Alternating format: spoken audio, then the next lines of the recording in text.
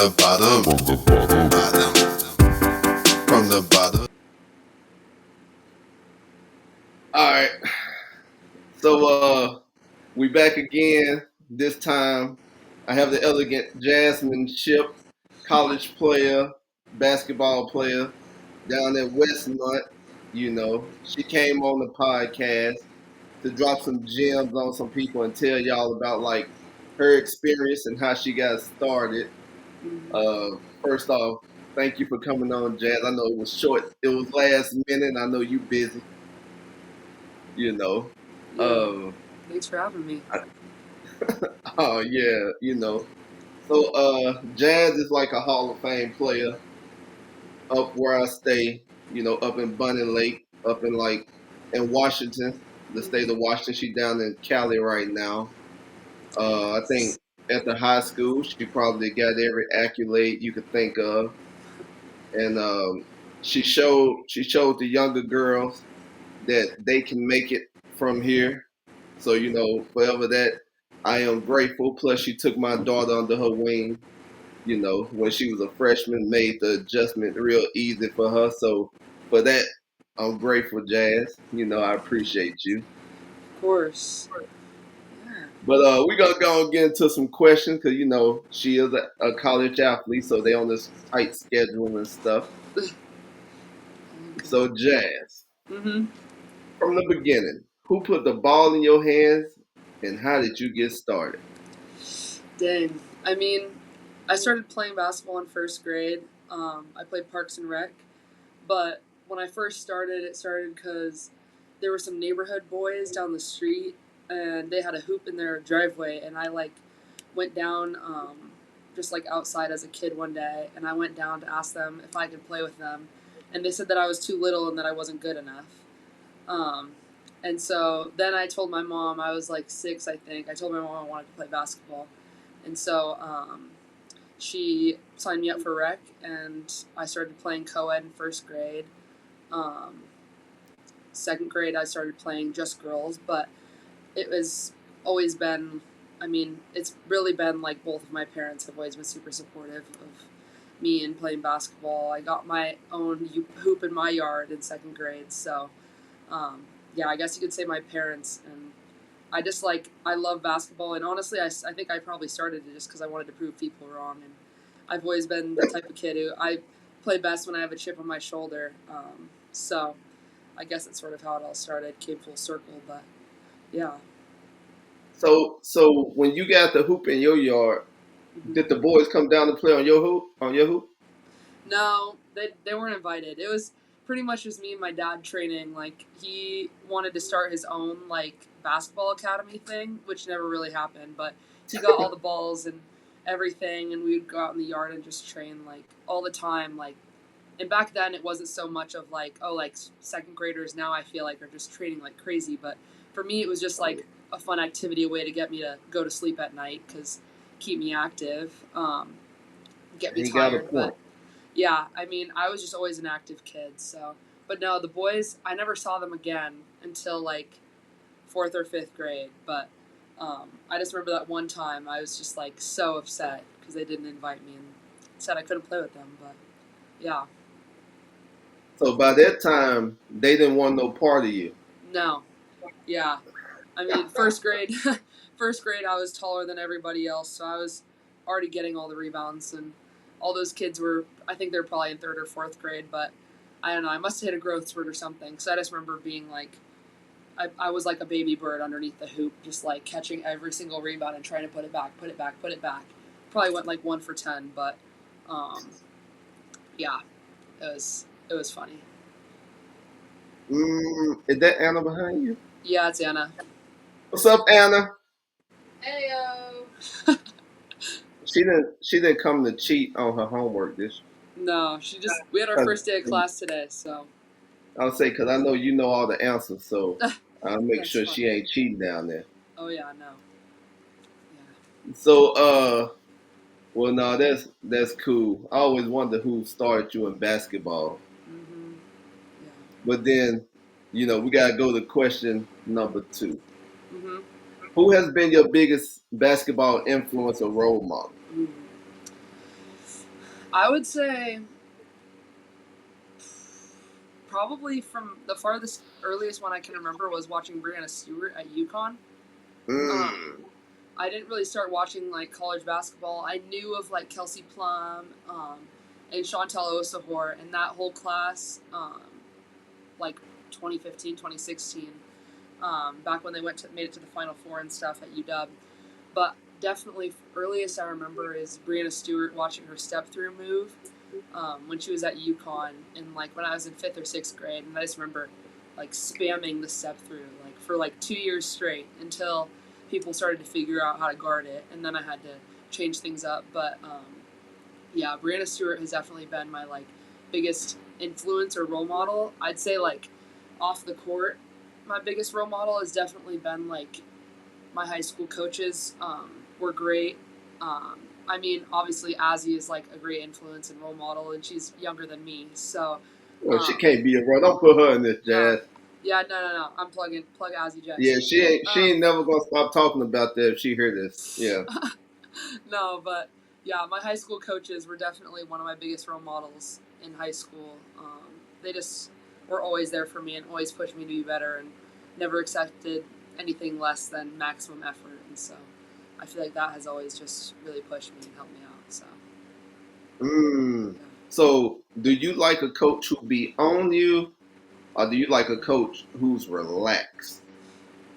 I definitely like a coach who, for me in high school, it was sort of the experience of if they were relaxed, you knew you were doing something wrong because they were always just on you and you didn't really have that option.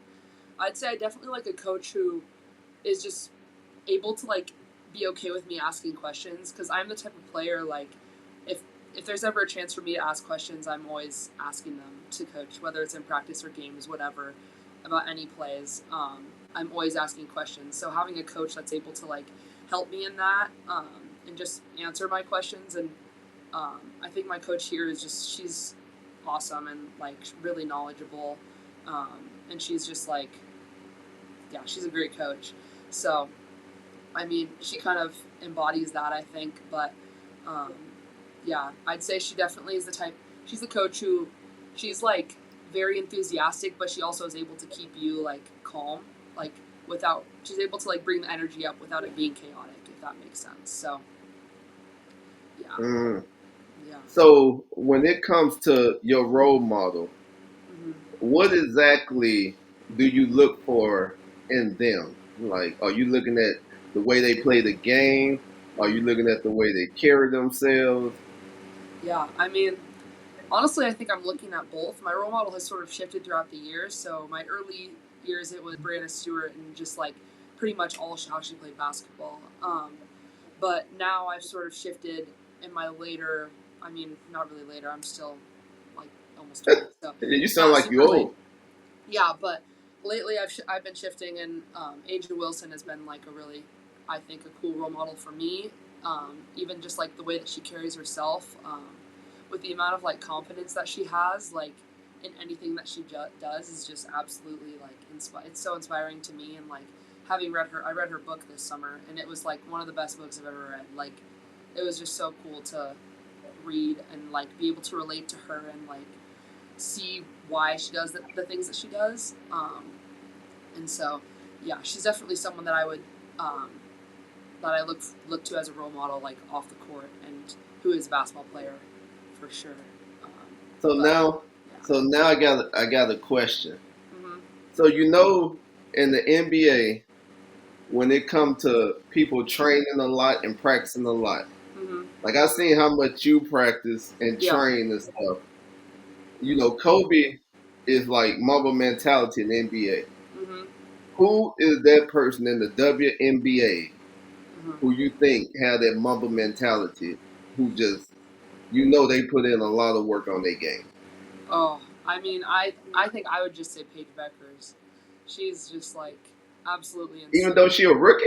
Yeah, she's a rookie, but I just think she is just like someone. She may not be exactly my like role model necessarily, just because I mean we play different positions and it's just like different. But I would sort of say I idolize her. I mean, she's like just she's crazy, and I've seen like I've watched like all I don't know, the documentaries and stuff about her, and just seeing like how she works and her work ethic is just like absolutely crazy. And yeah, I mean, there's honestly a lot, but I feel like the WNBA players, a lot of them nowadays are really humble. So it's like they kind of do the like they win in the dark. Like you don't really see them posting all their like training highlights and things like that. They're just sort of putting in the work and then letting it show when they play.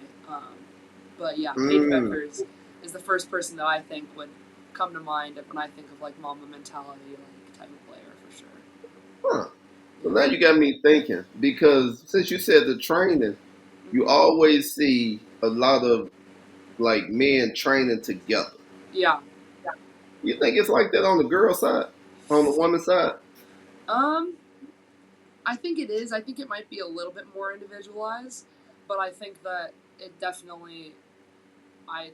I mean, I think this is a whole different conversation. If you were to talk about like the different types of like publicity and stuff, I think that a lot of times trainers might see the WNBA player and be like, okay, yeah, I'll work with her, but I'm not going to like post all about it. But when Mm. trainers see like some of the big name NBA players, they're like, okay, yeah, like I'm going to put this all over my feed, and more people are going to see it. And so I think that's a part of it. I also think that like it depends on what team you're on and the type of culture that you were raised. Personally, like I'm the type of player I love to just like train with other people. Like I train better. It's easier. I mean, it's not easier. It's I like. I feel like when you're training with somebody else, um, it's a little bit more challenging when you have someone to like not compare Push yourself me. to, but you can like push each other, um, and that just I love that better. And I know a lot of players on my team, like my all the teams I've been on have always been like super united, and just like love to train together. And so personally, for me, that's what I like. But I know other people who are not raised with that sort of expectation that they might prefer to train by themselves, or if they're in like some toxic environment where it's like they're on the outside. Mm. Yeah. See, so now you got me thinking. So, they got like the the brotherhood for basketball players on, boy basketball players and Mm-hmm. stuff. Do Mm-hmm. you think Seattle need a sisterhood? Yeah. I mean, I think I think Seattle as a whole, like the Storm, I'd say they're on the up and up. I think in terms of their organization, and I think that Sue Bird has really like I mean she blew up the Seattle Storm like crazy. I think that like for now Seattle has sort of not hit its peak, but they might be on a slight plateau. I mean with all the right now they're the oldest team in the WNBA, so I mean I think that they could have a Seattle? sisterhood. And yeah, Seattle's the oldest team in terms of like average age of their players right now. Oh, Yeah, they're the oldest. So I mean, I guess that makes they're sense. sort of in their Lakers era right now. But I think that that doesn't have to be. I think it's also hard with. I didn't know that the WNBA also does like mid-season trades, um, and so I think that it can be hard to like build a sisterhood off of that. Just because it's hard to build chemistry with people if you're only going to be playing with them for a week or like a game. And so I think that like could be a part of it. I think that another thing that could happen in Seattle that would be cool to see was like just other athletes supporting athletes. Like I would love to see like more Seahawks players at Storm games and at Rain games, and I'd like to see Rain players at like Seahawks games. Like just having that sort of connection, I think would be really beneficial, and like I think would bring everybody up. Just having that Well, I support mean, and that community. they are the only professional basketball team up here, Yeah, exactly. So and they yeah. do got uh Ola. I don't even know how to say her last name. Mm-hmm. Oladulake, um, Oh, Ogumake. Ogumake. Yeah, Yeah, and that's tough. what's the point guard? Sky Diggins Smith. But, Yeah, Scott. I don't know how I forgot Scott's name. yeah, You they know, also got Erica Wheeler. yeah, but I mean, that trade they just had, Mm-hmm. that girl pretty good. You Yeah, know, yeah, they did get I someone never, pretty good. I never paid attention to her when she was at Washington, Yeah. but her coming over here, yeah, Mm-hmm. that girl nice. Yeah, yeah. That girl I mean, nice. anyone in the Wait, WNBA, I'm like, you're tough. I respect that. So well, yeah, it's not easy no, getting up to that level. Just like no, it's not easy getting to your level and playing in college. It's yeah, you realize that everybody don't make it past high school. Yeah, yeah. That stuff hard. So okay, so the next question would be next topic. How has the transition from high school to college ball been? Oh man, I feel like that's a loaded question. Um, I'd say like my freshman year last year, so I'm a sophomore this year, but my freshman year was like it was just hard. I mean, I moved away 1,000 miles away from home. I had no friends. I had my teammates. I We went to Africa before the season, and like I'd never been away from my family for 10 days, let alone in Africa for 10 days with people that I'd never met before. And so I Have you mean, been out the country? I've been out the country, but not off the continent. So I've been to like Canada and Mexico. Yeah. So yeah, I mean that was just a crazy experience in itself, and I'd say it was hard being away from my family, but it sort of set the foundation of what college is, which is being away from your family and meeting new people and seeing how other people live. So, but I mean, high school to college basketball was a crazy jump. I feel like not a lot of people talk about like truly from athlete to athlete about how hard it is once you get to college. As an athlete, and especially when you're playing basketball, I mean, it takes up most of your time. You are doing school and basketball, and you're still trying to be this another person because at the end of the day, basketball is not the end all be all, and so you have to balance like a lot of things. And I mean, college ball is intense. It's fast. There's not a lot of like, I mean, you either like know the plays or you don't. Like, it shows. It's hard to like in high school. It's easier to like kind of cover for yourself in a way. Like if you don't know the plays, you send somebody else on. Like just like skip it. Like it's not a big deal. But in college, it's like you know the plays. Like you need to know it, and like if your coach sees that you don't know it, like you're going to be running up and backs. Like there's consequences for your actions here, and I'd say um, it's a huge jump. I mean, overall, I would just say college ball is just faster. The whole tempo of it is just quicker and harder. And I mean, in high school, at any high school, this is true. I mean, if you're the best player in your high school team and you go to play college, everyone was the best player on their high school team. So I mean, it's everyone's good. There's no weak link. There's like you're competing for everything. Um, but Mm. with my college, I think that one thing that they do that's really special is they like don't put us against each other because I feel like it's so easy. Like when everyone is so good to just be like, well, I'm gonna fight for a starting spot. Like I want to play this many minutes. I want to score this many points. But I think here it's really cool that like they really emphasize not doing that. They say like this is like a team thing, and if you're not bought into the team, then like you can go somewhere else. Like our coach has said, like if you're not bought in and you don't want like to like play a role on our team, or like you just truly don't think that like this is for you, like I will help you find somewhere else to go. Like, and I think that Oh, no. that's something that's really unique because if you don't like, you're more than free to leave. Like, and coach will help you. And um, but at the same time, like it's really special that you get to like be with these girls who you all have the same goal and you all want to do the same thing and accomplish the same goals and for the same reason. And it's just different from other schools, and I think that that's really cool and unique to Westmont, and it can make your college basketball experience way better because you get way more out of it. So yeah, Mm. yeah. Okay, so answer this myth. Hmm. Is it easier playing NAIA D3, D2 than D1? I mean, Because everybody say the hardest is D1, but yeah. from what I heard is no matter what level you're at, it's hard because it's a lot of great players no matter what level you're in. Yeah, I mean, I've never played Division 1, so it's hard for me to like speak on that. But I would say, like, from my experiences, I mean, I think that honestly, my team and my program, I think that we honestly train like Division 1. I think that our coach has had Division I coaching experience. She knows what works and what doesn't. She played Division I herself. She was a walk-on at Oregon and ended up like working her way up to captain on their team. Her whole story is just really cool. But I mean, just to that point, like she's really knowledgeable and she knows how we need to train in order to be successful. And if that means working as hard as Division I players or harder, then like she'll have us do it and we'll do it since we're bought in and that's what we signed up for.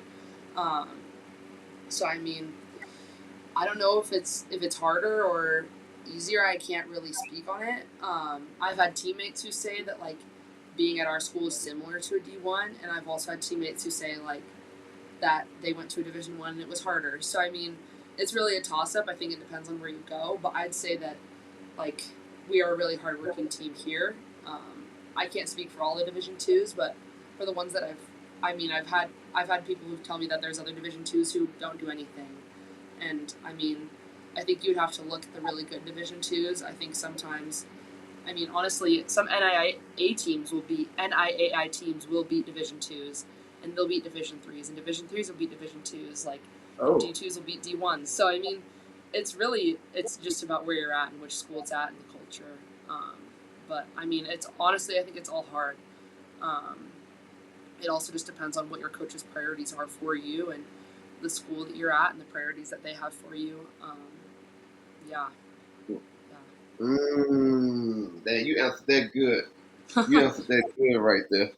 It looked like, you said this with your first podcast, but it looked like you used to getting interviewed. No, that's funny. Because I know your mama gonna be like, "That's my girl. Look how she answering those questions." That's funny. So, the next question that I have for you is, what does a typical day look like for you as a student athlete? Ooh, okay. Are we talking like in season or out of season? Let me see. So you're probably way busier in season. So let's do in season. Okay. In season for me, I'd say I'll give you like a typical Monday, Wednesday, Friday thing because our Tuesdays and Thursdays look a little different. But I'd say on an average Monday, for me this year, I don't have an 8 a.m. class, which is super convenient. So I So have you made that mistake last year, huh? Yeah, I had an 8 a.m. It wasn't super bad, but I mean, if I can get extra sleep and I don't have to take an 8 a.m. class, why not? So, I let's see. Today was Monday, so I mean, I woke up, I got dressed, went to what did I do? I didn't read this morning. I usually read at night, but I went to our dining hall for breakfast with a teammate. And then from there I went to my first class of the day, which was communications. I was in there for an hour. Got out at like 10:15. We have our school's a Christian liberal arts school, so we have chapel on Monday, Wednesday, Friday. So I go to chapel from 10:30 to 11:20. And then from chapel, I have another class, which is a history class. So I had that today. And then on Monday, Wednesday, Fridays in season, that takes me up until 12:35. So we have practice on 2:15 to 4:15 on Monday, Wednesday, Friday. And so at 12:35, I'd probably get some lunch, either in my room or at the dining hall. Take some time to study, just rest, head to the gym, probably around 1:15, 1:20, and then I'll usually get the shooting machine out in season, get shots up, just warm up, and then our warm up starts at 2:05. So we start practice at 2:05, go till 4:15, and during practice it's just high intensity drills. We're running through plays. We have scout team. We're building and conditioning in there. And then in season, we'll have lift on Monday, Wednesday, Friday. So that'll be from 4:15 to 5:15.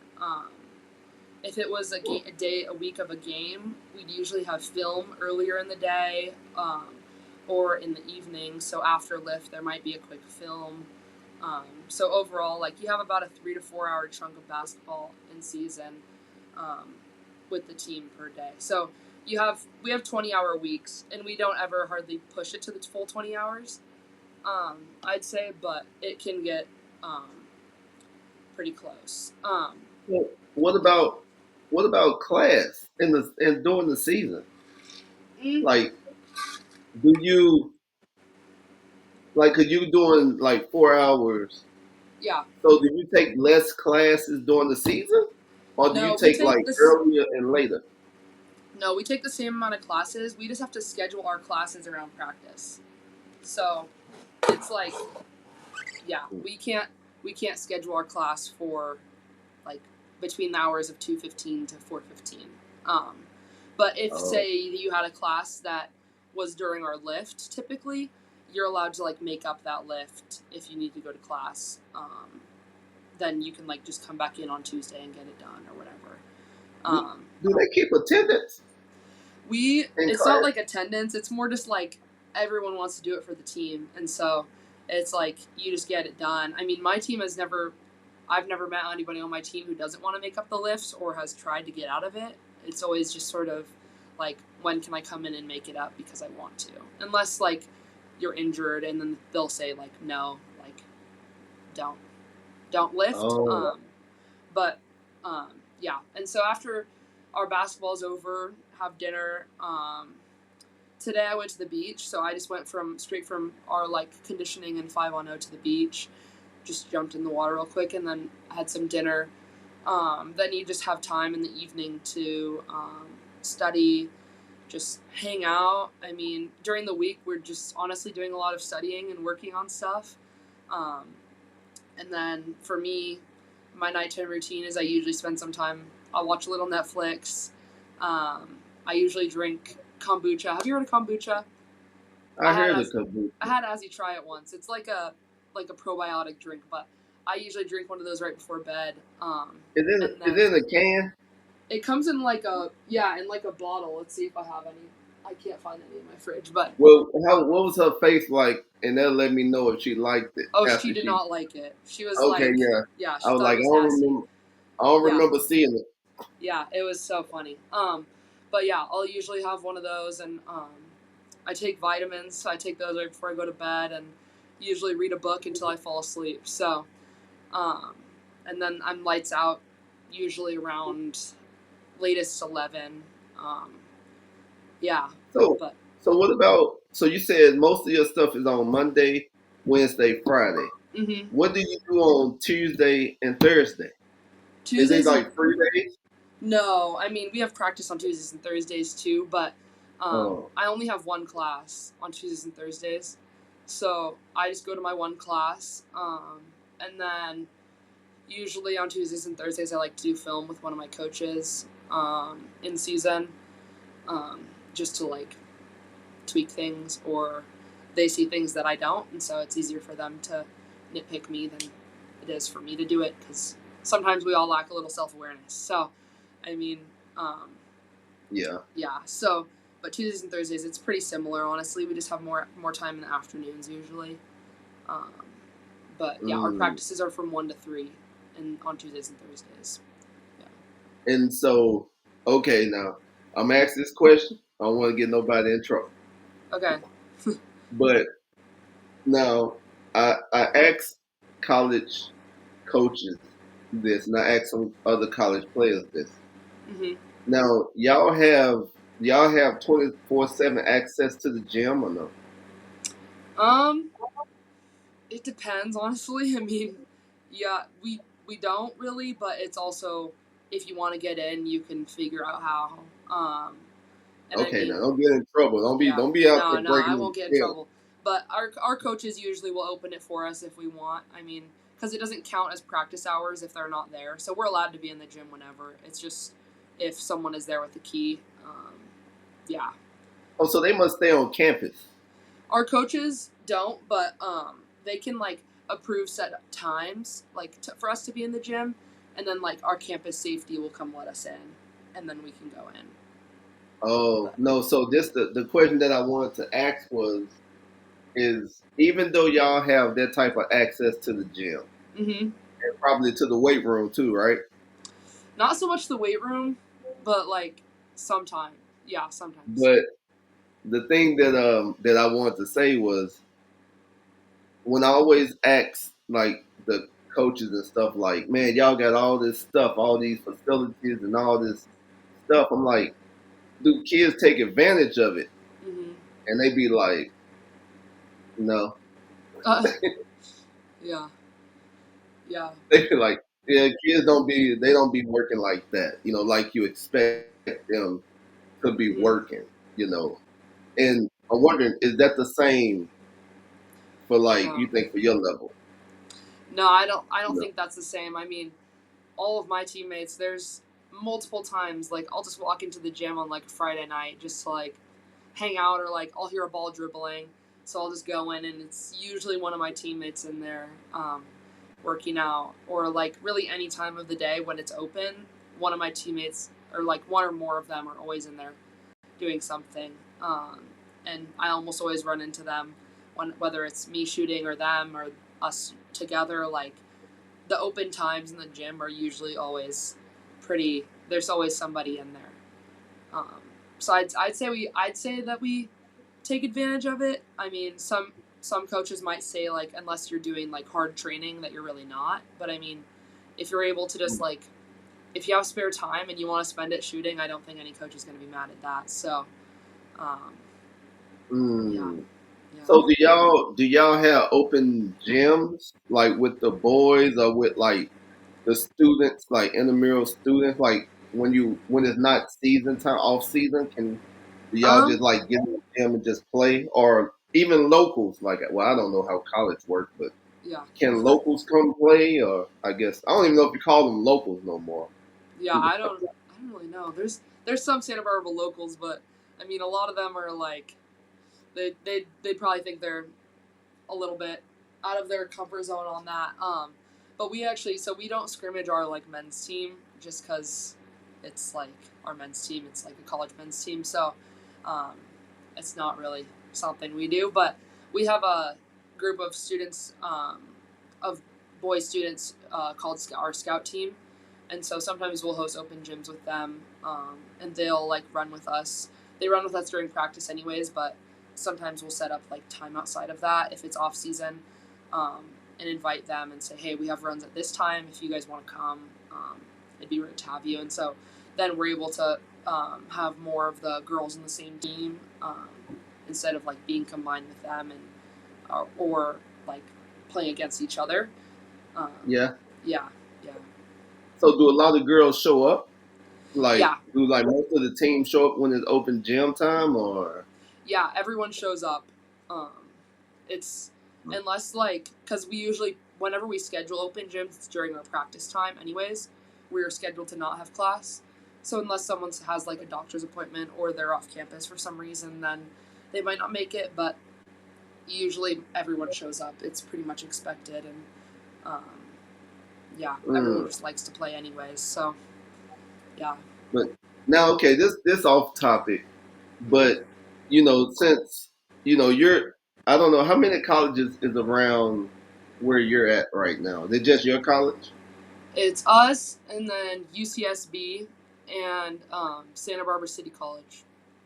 So there's two. So do your team ever go out into the community or like go to like games of younger kids or go to the schools or anything like that? Do Mm-hmm. colleges even do that or no? Yeah, we do a lot of that. We do for Halloween. We do this thing called trunk or treat. So we go to this church, and we like give candy to the kids, and they usually love it. Another thing that we do, we've done in the past, is like we host kids camps here a lot. So some like kids will come here, and they'll take like summer camps like you have at Bonnie Lake, um, and so we will work that if we're in town. It's usually during the summer. So this year I couldn't make it because I live in Seattle, and so Yes. it's a bit of a commute. Um, That's yeah, more than a bit of a commute. yeah. I mean, Yeah. so But yeah, we get out in the community quite a bit. I'd say, and we're honestly even working on it now. I'm um, on a committee that's like just student athletes, and one of our goals this year is to really get out into the community more, even more than we have in the past. Um, yeah, I mean, one thing I did that was really cool last year was I got to work at it's not, I forgot what it's called, but it's similar to like the Red Cross, um, and I got to Salvation work Army. not Salvation Army. It's called Santa Barbara. I'm not sure, but it's like a shelter, basically. And so I was able to go serve on Easter and like work in like the kitchen, like serving people plates and stuff. And so that was really cool. And I know that like some of my teammates have done that in the past and they love it too. And so yeah, it's cool to get out there and yeah, Mm. meet people. What were you able to participate in the elite camp this year, or would you still you didn't make it back in time? We did our prospect camp the first weekend we got back. So um, we had that, which was really really fun. I had a great time. I mean, we were running in it. We were like coaching. So I mean, I lost my voice completely by the end of it. My voice was gone. But like that was really fun, and I think that the kids really enjoyed it. From what I heard from them and the way that they seemed to respond. Um, but yeah, that was really fun.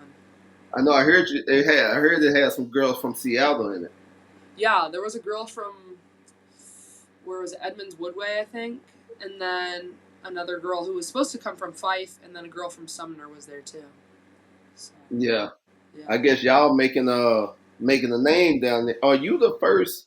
You the first person from Washington to go to West, like play at Westmont? No, one of my teammates my age is from Issaquah. Um, Oh, for but real? yeah, they've had girls from Washington in the past. A girl before I left, she was from Spokane, or like before I came here, she was from Spokane, and then now we also have Mercer Island. So I mean, we have Washington. I feel like our coach likes to recruit out of Washington. I mean, they know how Mm, Washington plays, so hard yeah, not there to. you go. Go on, tell them, Jan. Tell them how Yeah, Washington be playing up here. yeah, yeah. All right, so sorry to get off topic, y'all. You know, No, you're once we good. get to talking, you know, a question can lead to a lot more. You know, Mm-hmm. but Jazz, any girls who want to go play at the next level, Mm-hmm. what tips would you give some high school kids wanting to play in college? Ooh, I would definitely tell them. One thing I would tell them is like definitely training quality over quantity. Um, I feel like Mm. one thing that I've seen a lot recently on social media and like really everywhere and with my own eyes. I mean, I've just seen kids who are like young kids, like not taking days off, like working out 7 days a week. They're working out 8 hours a day, like just going full throttle. And I mean, I know from my own experience and also just as someone who like kind of is able to help mentor these kids is that like it's not about quantity and like it's it's way better for you to get like 2 hours a day of like good hard reps and you're going 100% rather than going 50% for 8 hours. um, Mm. it's just it's better for your game, it's better for your mental, it's better for your body. I mean, if you're working out 8 hours a day, like your body has to be screaming for help. Like it's not healthy. And I've learned that the hard way myself. I mean, I went through a phase my like sophomore to junior year where I was just like on the grind and I just wanted to quit. And so I mean, I did quit for like 3 months, but I loved it too much. I had to keep going. But I mean, if that's even in the heads of these like middle schoolers now, I just can't imagine like it would be so much harder getting to that level in college. And I feel like a lot of these kids see playing in college as like the end where they can like take a deep breath and that things will be easier when they don't really understand that like you're working this hard to continue to work harder. Like you're not working hard now to where you can not work hard later. Like you're going to be working hard regardless. And So I think that quality over quantity is like definitely the biggest thing I would say. Just it makes sense. Another thing I would say is like utilizing rest days, because that kind of goes in with like the quality over quantity. Like, I Can feel like you social can you media. say that? Can you say that part one more time for somebody who probably needs to hear what you just said? Utilize rest days, please. Yeah, I feel like I've been a broken record for about 3 years. So, um, but I mean, I can't reiterate it enough. It's just it's it's hard. I mean, yeah, I've seen it, I've witnessed it, it's happened to me. It's not taking rest days is just so bad for your body and so bad for your mental. It's just like it's more destructive than anything. Even if you're like, oh, like I want to play in college and I want to go to the Olympics and I want to go to the WNBA and I want to do all these things, you're not going to be able to do it if you're working out 7 days a week and you're getting hurt every other week and you have to take another week off because now you're hurt or now you're sick. Like, it's better if you work out 5 days, 6 days a week, even, and you're taking 1 day a week to just do nothing. And then your body can recover, you can mentally recover, you can continue to have an identity outside of basketball, which I think is really important that a lot of kids aren't doing nowadays. Uh, And you can just be a better, well-rounded person, and you can still continue to do those goals. Like, it's not going to stop you. And I promise a lot of people have the mentality of like, oh, if I'm not working, somebody else is. And like, okay, like, so what? Like, that's what I would say is like, they might be working to get better than you. Like, they might be comparing themselves to you. So why are you comparing yourself to them, and why are we comparing ourselves to anybody? Like, it just that's just sort of my take on it. Is just like, I think rest dropping days. gems. Yeah, rest days are. I mean, literally, it's Sunday is like called the Sabbath for a reason. I mean, we're not supposed to do anything, so why are we out here grinding 8 days a week? But It's then not. sometimes, you have parents Mm-hmm. who be like, if you're not getting ready right now, somebody else is out there training to take your spot. Yeah. You know, Yeah. so Yeah. it's like a lot of parents push their Mm-hmm. kids Yeah. to be like, you can't tell a parent that their kid is not going professional after the first grade. Oh yeah. No. You They. know, I feel like I've experienced that as a coach too, where parents are yeah. just like parents are So parents are parents. that's the part. That's the part that you know. I be wondering like if the parents worry about kids getting burnt out. From too much Mm-hmm. ball. Like I love ball, but I do know that some kids get burnt out. Yeah. You know, some parents feel offended because they put in just as much time as this kid plus money, so it's like an investment. Yeah. You know, Yeah. so And I think like it's hard. I mean, I'm not a parent, and so I mean, it'll be. I'm also self aware. I know that like, if my kid did play basketball, I'd probably be the type of parent that's like, I want you to like maximize it, but at the same time, I've been there as a player, and I think that it's really hard for parents to like see from a player's perspective of like how things are. Um, but like one thing I would just encourage parents to do is like be a parent and like allow your kid to be a kid. Like, because mm, your kid is not like a workhorse. Your kid's not a racehorse. Your kid is like this human who has like all of these interests and like is exploring all of these things. And like when your kid's really young, like they should be playing like 7 sports. Like they have that type of energy. Like let them try everything. Like make them try everything. Like I know if I am a parent, I like my kid will play every sport under the sun, and if they want to eventually decide that they want to like focus on one, like that's great, but like try everything and like just like love your kid. Bottom line, like your kid wants you to be mm, their parent and not their coach. Like, I mean, some coaches are parents, some parents aren't coaches, which I think is that's a whole separate thing, and I think that can be positive. But if you are not the coach of their team, then like it's okay to step back and be a parent. Like it's what you had your kid to like be a parent. You didn't have this kid and they came out the womb and you were just like, that's my workhorse. Like this is the one. Like they're gonna get us out. Like no, like you can't think of your kid like that. So You know how many people yeah, be looking, they be doing that. yeah, That's the thing is, someone be like, the kid said that they want to make it professional, so yeah, this is the sacrifice we have to do to, make it so you can be professional. yeah, You know. yeah.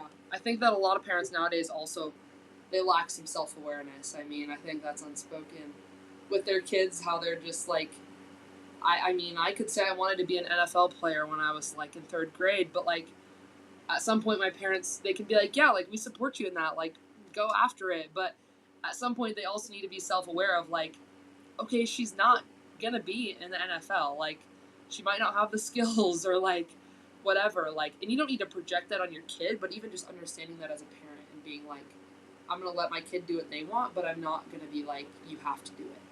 Like, yeah. Mm, that makes sense. You answered that question perfectly. You know. Thanks. All right, now we only got like two more questions, so I know you got to get out of here. You got to get your rest. Thanks. So for your legacy, what impact do you want to leave on your program by the time you graduate? Ooh. I mean, We I know think what I you did just at Bunny Lake. You left, yeah. you left, you left your mark. Hmm. For years on end. Yeah. What do you want to do while you're out there at Western? Oh, I mean, I just really want to be like I want people to remember me by just being like a good teammate, honestly, and like being like honestly, all the on court stuff is great. I mean, I can say I want to like get all conference player of the year. Like I can say all that, but really like what is gonna matter and like what people will remember is how I made them feel and like the impact that I had on them within our interactions. And so I just think that like within that, I just want people to be able to see me as like someone reliable, and like I want to see my coaches to see me as like being a good example and setting a good example for the younger players once I get to the upperclassmen level, um, and just like I want it to become a thing where like people might like miss me or be like, oh cool, like remember Jazz, like be like her, like not necessarily like the best player out there or like averaging the most points, but just like being a good teammate and like being there for her team and putting everyone else first. So I mean, it's kind of hard to like articulate in words, but yeah, So you want to leave a legacy at Westmont the same way you left a legacy at yeah, Bunny Lake. yeah, yeah, yes. I mean, I just Mm, want to leave it better than I found it.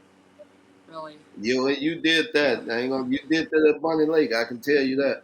thanks. Yeah, We just trying to continue your legacy. thanks. You know, you the one who you showed like, cause I don't know the history before you got there. So I don't know if there was more girls who went to play at the next level before you. I heard of one girl, but like you never see nothing nowhere. You Yeah, know. yeah. I'm not sure if she's playing anymore or where she is, Well, I but hope not. Shoot, I'm yeah. like, oh, unless she was a she went professionally now. Oh no. I mean, there was a girl like 10 years ago who went to Western, and I think she was pretty good, but um, yeah, Was she I from don't Bunny remember. Lake? Yeah, she went to Bunny Lake. Her name was Marcel Pounds, I think. I think Maybe I that was heard her. that. I think that was her. Yeah, yeah, or Yeah, I Marcella. I heard it. think it was Marcella, and her dad may have been Marcel. I'm not sure. Mm, yeah, yeah. Yeah, I don't know if she kept playing or not. yeah, yeah. Um, wow. Yeah, that was a good one. Okay, Okay. this is the last question right here. Okay. So, do you see yourself pursuing basketball professionally Mhm. or in coaching or training Ooh. once I, once you're done with college? yeah. I want to coach. Like that's something I'm really passionate about. Coaching and training definitely. I mean, if I do have the opportunity to play basketball professionally, like overseas, I think that would be awesome, and I definitely take whoever up on that. But if that is not it, then I'll be perfectly fine coaching and training. So you've been coaching training this summer. I mean, Mhm. you had a busy summer this summer when you Yeah, came back. You know, yeah. what is one thing you learned from coaching, and what is one thing you learned from training? Ooh, I'd say I learned from training, like, dang. I definitely learned how to like think on the fly when I was training. Because I mean, I can write out notes of like this is what we're gonna do today. But I think honestly, the kid performs better and feels better about themselves outside of training if I let them lead the Mm. way. Um, and so I'd say actually that's like the one thing is like letting them lead the way rather than me. And so that leads me to learning how to think on the fly because if I ask my kid like, hey, like what do you want to work on today? And they say something completely different than what I had in mind, then now I need to think of drills that they can like do to help them with whatever they want. And so I think that's really cool, and it's also cool being able to see and feel the kid get better. I mean, just I trained one girl this summer, and just from our first training to our last training, I did this ball handling drill with her every day. And she cut her time down from 5 minutes to 2 minutes, and Oh man. yeah, over the course of the summer. And so that was cool to see because it was just like in concrete, like a timer, and just seeing her get better was just cool. And you could like feel it too, how she felt about herself. Like she looked more confident, like she looked more comfortable with the ball, and she just like she looked like better, like as a player. She just like she was able to do all these things that she maybe couldn't have done before she came to train, and so that's really cool. I'd say coaching, one thing is definitely that I've learned is like patience, is just like having patience, because I mean it's it's like I don't know, it's hard coaching. I have a lot of respect for coaches just because there's so many there's so many different things that come with it, and it's really a passion job. You just have to really love it, and you have to love the game, and you have to love the kids. And I think that I do, and that helps make it a little easier. But What definitely about the still, parents? yeah, the parents are just that's where you have to learn patience, and you have to also just. I feel like when you're working with kids, because I was working with middle schoolers this year, you have to have just a lot of patience because if you're coming from playing college basketball, like I came in thinking like, yeah, I'm gonna run them through college drills, like it'll be great, but like they are not in college. Like then I have to do the same thing that I was just talking about earlier about not making these kids a workhorse. Like I have to let them have fun, and I have to try to slide in my little lessons within the fun. And so, I mean, it's definitely patience and having patience with them that like at that age progress is not linear, and like it's you're gonna have good days and you're gonna have bad days, and you're gonna have girls that don't show up and you're gonna have girls that show up every day. And so Mm. just having patience in that and understanding of like you're not coaching at the WNBA level, or at the So NBA level. what about the parent who expect perfection from Yeah, younger kids?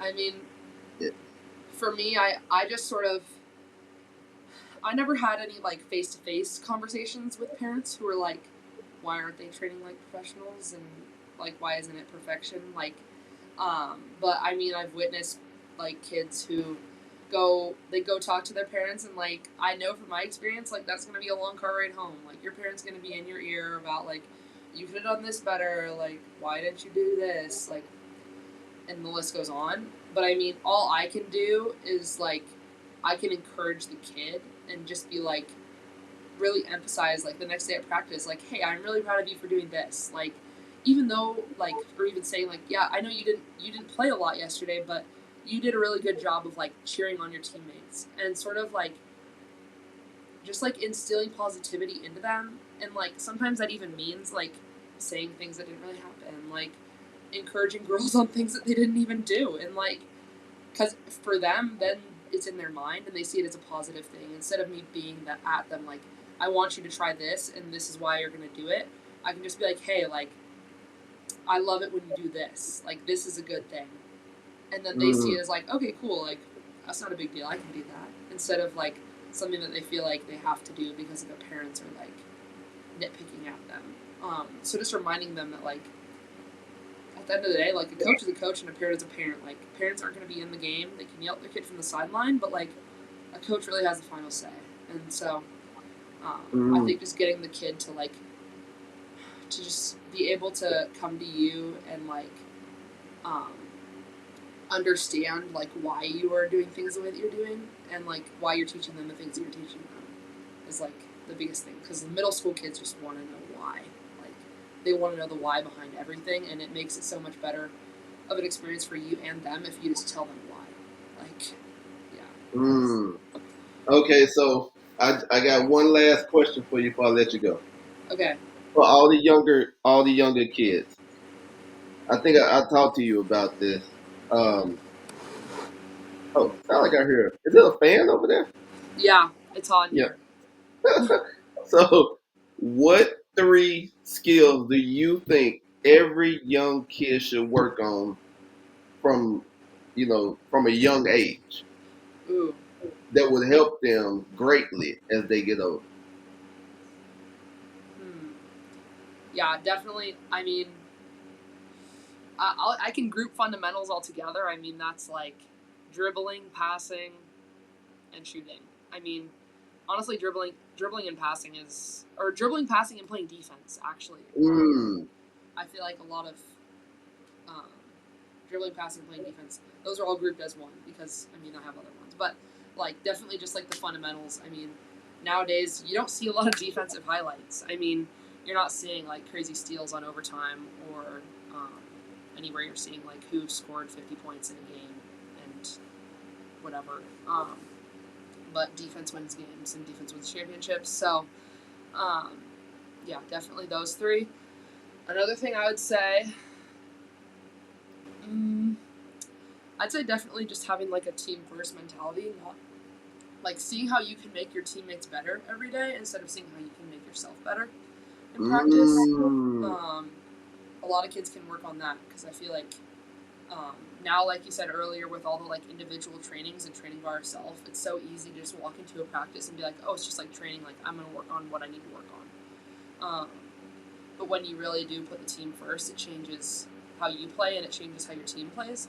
And if you can spread that to your teammates and they can come into practice thinking about how they want to get you better, like you're all getting better and you're like the ceiling is like not there. Like there's no limits to what a team can accomplish with that.